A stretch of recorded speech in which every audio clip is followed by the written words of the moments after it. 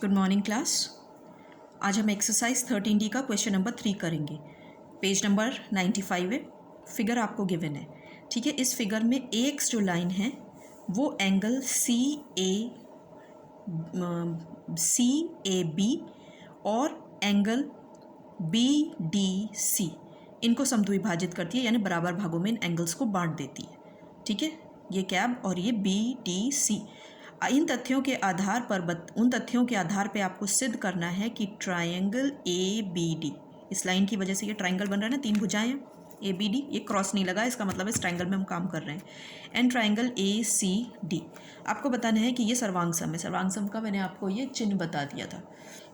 तो हमने ये दोनों ट्रायंगल कंसीडर किए। अब क्योंकि ये समद्विभाजित कर रही है ये वाली लाइन, तो ये वाला एंगल और ये एंगल बराबर होंगे। ये वाला एंगल इस ट्रायंगल में है और ये वाला एंगल इस ट्रायंगल में। हमने पहले ट्रायंगल ABD लिखा है, तो हम एंगल भी पहले यही वाला लिखेंगे, एंगल BAD, और फिर एंगल CAD, ये बराबर हो गए। अब क्योंकि ये लाइन जो AX है ये इस वाले BDC को भी समद्विभाजित कर रही है, तो एंगल ADB ये वाला एंगल और एंगल ADC ये वाला एंगल, यानी इस तरफ से आएंगे तो ये आप BDAB लिख सकते हो इसको, ये क्योंकि AX समद्विभाजक है और AD लाइन उभयनिष्ठ यानी कॉमन है, ठीक है। तो कौन सी कंडीशन हो गई, 2 एंगल हो गए और एक साइड हो गए, ठीक है। तो एंगल साइड एंगल लिख लो या एंगल एंगल साइड। इस कंडीशन से ये दोनों ट्राइंगल्स ABD और ACD ये सर्वांगसम प्रूव हो जाते हैं, ओके। एक्सरसाइज 13 देखिए, इसका फर्स्ट क्वेश्चन। इस क्वेश्चन में आपको दिया गया है समकोण कर्ण भुजा की सर्वांग समता का प्रयोग करना है, यानी समकोण का मतलब राइट एंगल, कर्ण मतलब इंग्लिश में हाइपोटेन्यूज कहते हैं। कर्ण इस वाली भुजा को जो 90 डिग्री के सामने वाली भुजा होती है, और कोई भी एक भुजा बचा हुआ ये वाली भुजा हो गई। इसको सर्वांग सम प्रूव करने के लिए आपको ये कोण दे रखे हैं, त्रिभुज दे रखे हैं। तो ठीक है, इन दोनों त्रिभुज में आप देखिए ABD और ACD ये वाले दोनों ले लिए हमने। तो देखिए यहाँ पर AB और AC बराबर है, यहाँ आप लिख सकते हैं दिया गया है, क्योंकि दोनों का माप एक ही है। ये दोनों एंगल 90 डिग्री है, जब ये 90 है तो ऑब्वियसली ये भी 90 डिग्री होगा। तो एंगल ADB और एंगल ADC ये 90 डिग्री दे रखे हैं, और AD क्या है, उभयनिष्ठ है। तो ये तो हो गया हमारा H हाइपोटेन्यूज यानी कर्ण, ठीक है। ये हो गया हमारा समकोण यानी राइट एंगल, R लिखते हैं इस कंडीशन को इंग्लिश में, और ये हमारी भुजा है जिसको हम S लिखते हैं।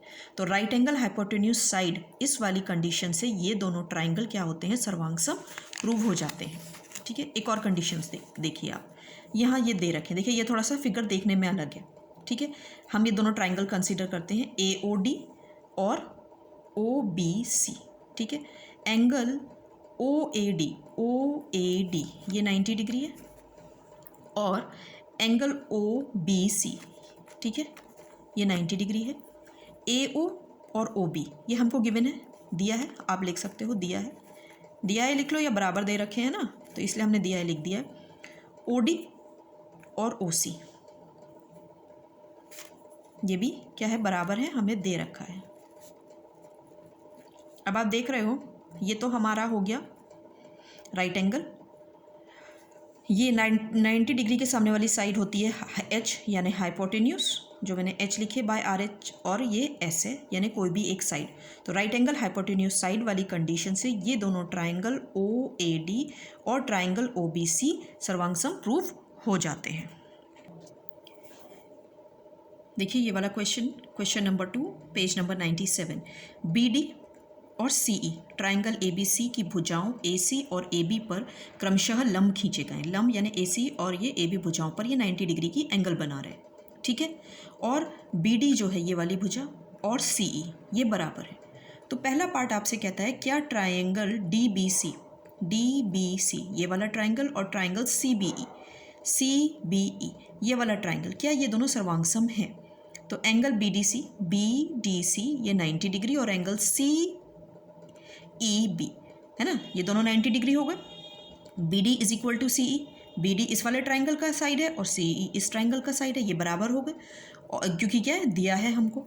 और BC क्या है, उभयनिष्ठ। अब BC क्या है, आप देखो 90 डिग्री के सामने वाली साइड है, तो ये हमारा हाइपोटेन्यूज यानी H यानी कर्ण हो गया।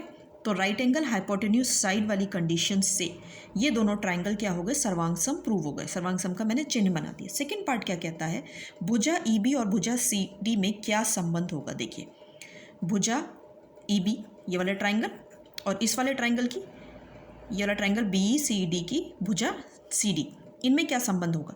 देखिए जब दो ट्राइंगल सर्वांग सम प्रूव हो जाते हैं तो उनकी बाकी के सारे कोण और बाकी की सारी भुजाएं भी बराबर हो जाती हैं। ये कंडीशन मैंने आपको पहले भी बताई है। तो हम लिखेंगे बिकॉज, ये दो बिंदी और यहाँ डॉट का मतलब होता है बिकॉज, क्योंकि ट्राइंगल DBC सर्वांग सम है ट्राइंगल CBE के। दिस देयरफॉर कर सकते हो या आप दिस इम्प्लाइज का भी साइन लगा सकते हो। Therefore EB is equal to CD, मैंने इंग्लिश में शॉर्ट में लिख दिया CPCT। कल भी मैंने आपको बताया था corresponding parts of concurrent triangles. कई बार आप पूरा लंबा नहीं लिख पाओगे इसलिए CPCT लिख देना। इसका मतलब होता है सर्वांग सम त्रिभुज के संगत भाग। मैं आपको फिर बता रही हूँ, सर्वांग सम त्रिभुज, दो त्रिभुज जो कि सर्वांग सम है उनके संगत भाग यानी जो बराबर है। ठीक है, so this was all for today. अपना काम प्लीज़ फेयर कर लीजिएगा। किसी को कोई डाउट हो you can give me a call and ask me.